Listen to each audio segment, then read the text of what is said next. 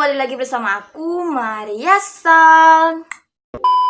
Oke, di video kali ini aku gak bakal kembali membawakan sebuah cerita horor, tapi aku bakal membawakan sebuah cerita di balik sebuah makanan.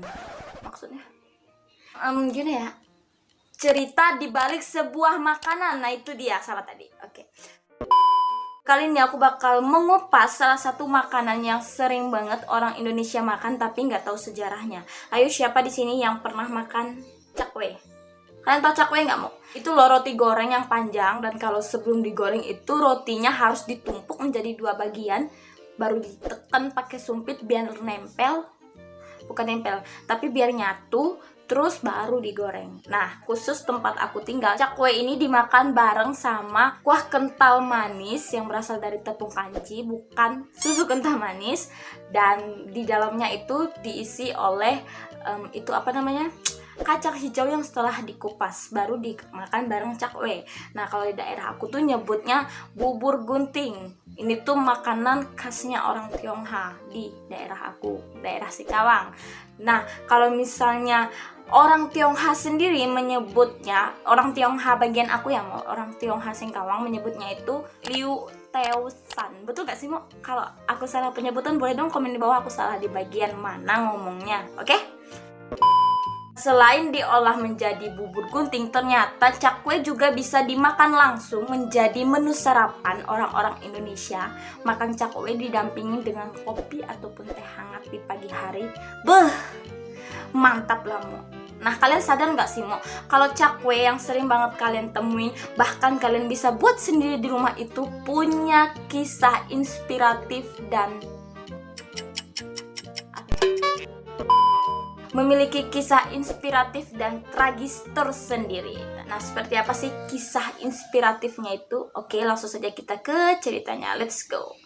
Tapi sebelum lanjut, boleh dong komentar, like-nya dulu, subscribe-nya juga, dan aktifkan lonceng notification biar kalian terus update video-video terbaru dari aku. Oke, Mo? Langsung saja kita ke videonya. Let's go. Nah, kisah dibalik sebuah kue cakwe ataupun roti cakwe ini tuh berasal dari seorang jenderal yang bernama Liu Fei. Liu Fei adalah seorang jenderal yang terkenal dari dinasti. Liu Fei adalah seorang jenderal yang sangat terkenal dari dinasti Song. Ia adalah seorang jenderal utama yang mempunyai tugas untuk mengembalikan dinasti Song yang telah direbut oleh dinasti Jin di bawah kepemimpinan Kaisar Song Kouchung. Jenderal Liu Fei sangat dihormati karena kehebatannya di dalam berperang. Beliau selalu dipuja-puja oleh masyarakat setempat dan namanya pun selalu berada di hati masyarakatnya. Asik. Tak hanya memenangkan hati masyarakatnya saja, ternyata Jenderal Liu Fei juga sangat dihormati dan disayang oleh kaisarnya. Posisinya yang sebagai star, bukan. Posisinya yang menjadi star, yang jadi bintang saat itu, semakin membuatnya terkenal dan bersinar karena berkat prestasi yang ia raih dalam berperang. Perjalanan Jenderal Liu Fei dimulai ketika Qin Boyo. Bagi kalian mau aku yang nggak tahu, Qin Boyo itu adalah pemimpin orang-orang Jurchen. Nah, kalau kalian nggak tahu juga Jurchen ini apa, mau tenang, bakal aku jelasin. Jurchen itu adalah sebuah suku Tungsik yang berdiam di wilayah Manchuria. Nah, sekarang itu Cina bagian utara, sampai pada abad ke-17. Nah, itu tadi sedikit penjelasan tentang Qin Boyo dan Jurchen. Merebut ibu kota Jiankang. Kalau sekarang itu Jiankang lebih dikenal sebagai Nanjiang.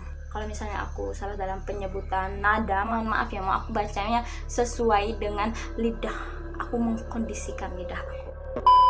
Qin Boyo menyebarkan kekacauan dengan serangannya dan kemudian membelah dinasti menjadi 2 bagian, yaitu dinasti Song dan juga dinasti Jin. Nah, singkat cerita nih, Mo, Jenderal Liu Fei berusaha semaksimal mungkin lah ya untuk mengembalikan dinasti yang dibelah menjadi 2 tadi kembali bersatu, biar jadi satu lagi utuh, dia nggak jadi 2 bagian. Pokoknya Jenderal Liu ini tuh bekerja sangat keras dan pokoknya gigih lah ia ingin mengembalikan dinasti ini tadi. Tapi Ya namanya juga manusia pasti punya keterbatasan ya Mo ya. Meskipun ia sudah berusaha semaksimal mungkin, semangatnya tidak tergoyahkan, tapi tetap saja ia tidak berhasil mengembalikan dinasti menjadi seperti semula.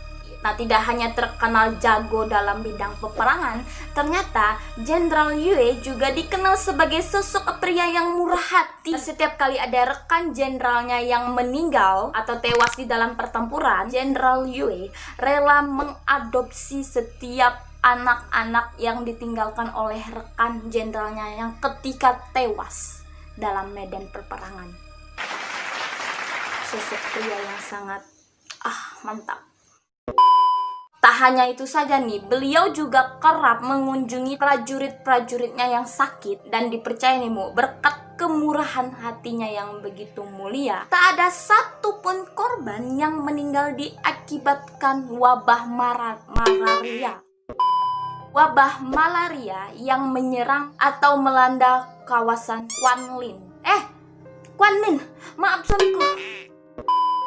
Quanxi dan Quantung selama 6 tahun. Akan tetapi, akibat kerja kerasnya yang tak ada hentinya, Yue malah menderita penyakit mata. Ketika pihak istana memberikan Yue imbalan atas jasanya, ia malah membagi-bagikan imbalan tersebut kepada prajurit-prajurit yang lebih membutuhkan. Di awal karir militernya, Jenderal Yue harus memilih di antara mengabdi kepada negara atau mengabdi kepada ibundanya.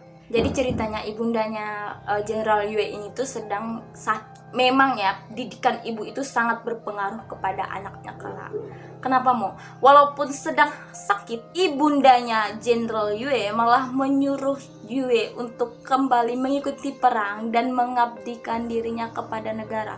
Nah, demi meyakinkan anaknya kalau misalnya si ibundanya ini baik-baik saja, si ibundanya Yue pun membuatkan tato di pundaknya dengan aksara Tionghoa yang bertulisan Jin Chung Pao Ko, yang artinya setia mengabdi kepada negara. Yang membuat tatonya ini bukan orang Mo, tapi mamanya sendiri, ibundanya Jenderal Yue sendiri yang membuatnya. Ia menuliskan aksaranya di punggungnya, ditulisnya lah pakai pena kan, pena zaman dulu lah Mo ya. Terus abis itu ditindik pakai jarum, ditindik gitu. Terus baru tuh disiramnya pakai tinta bersama dengan cuka. Zaman dulu itu nggak ada bius ya Mo, jadi kau bayangkan lalu lukamu kena cuka itu perihnya bukan main Proses pembuatan tatonya ini tuh disaksikan langsung oleh istrinya Jenderal Yue. Dibujuknya lah anaknya nih sampai dibuatkan tato. Luluh lah hatinya si Jenderal Yue nih, pergilah dia berperang. Saat tengah merebut negerinya nih Mo, ia tiba-tiba dipanggil ke ibu kota oleh kaisar, dan sontak kepopulerannya itu membuat iri hati para penjabat-penjabat. Nah, terlebih lagi nih Bo, ada sepasang suami istri yang sangat membenci Jenderal Yue ini. Karena saking bencinya para pasangan suami istri ini, mereka sampai membuat taktik untuk menjatuhkan Jenderal Yue. Tuduhan, fitnahan, dan segala akal busuk berhasil menjatuhkan nama baik Jenderal Yue. Karena tuduhan yang ia terima tersebut, akhirnya Jenderal Yue pun dieksekusi atau dihukum mati langsung oleh kaisar. Sakit aku. Inilah yang dinamakan fitnah lebih kejam daripada pembunuhannya Mo ya. Karena kejadian tersebut Mo, banyak sekali masyarakat yang tidak terima dan marah akibat Jenderal Yue diperlakukan sedemikian. Nah, singkat cerita nih Mo, ada salah satu rakyat yang saking bencinya sama kebusukan pasangan suami istri penjabat tadi yang telah menfitnah Jenderal Yue. Nah, pokoknya Mo, saking bencinya rakyatnya ini sama si pasangan suami istri karena sudah memfitnah jenderalnya, sampai-sampai ia meluapkan kemarahannya atau amarahnya, membuat makanan semacam kue panggang. Semacam kue panggang gitu lah Mo. Nah, rakyat tersebut itu saking marahnya nih Mo, sampai membuat nama khusus untuk menyebut pasangan suami istri, kayak nama samaran gitu lah Mo. Dan dengan rasa amarah yang luar biasa, si rakyat itu pun bilang cakwe gitu, enggak cakwe gitu ya. Dimana ca yang artinya bunuh dan kue adalah nama samaran untuk para suami istri tadi tuh. Nah, kalau di daerah lain Mo, ada juga yang menyebutkan kue cak cakwe ini dengan sebutan yu cakwe. Yu yang artinya minyak atau menggoreng, dan cha tetap bunuh, dan juga kue itu nama samaran yang kalau digabungkan itu yu cakwe yang artinya bunuh dia, goreng dia si kue. Nah, kalau dari bentuk cakwe sendiri ada dua adonan yang ditumpuk menjadi dua dan disatukan ya.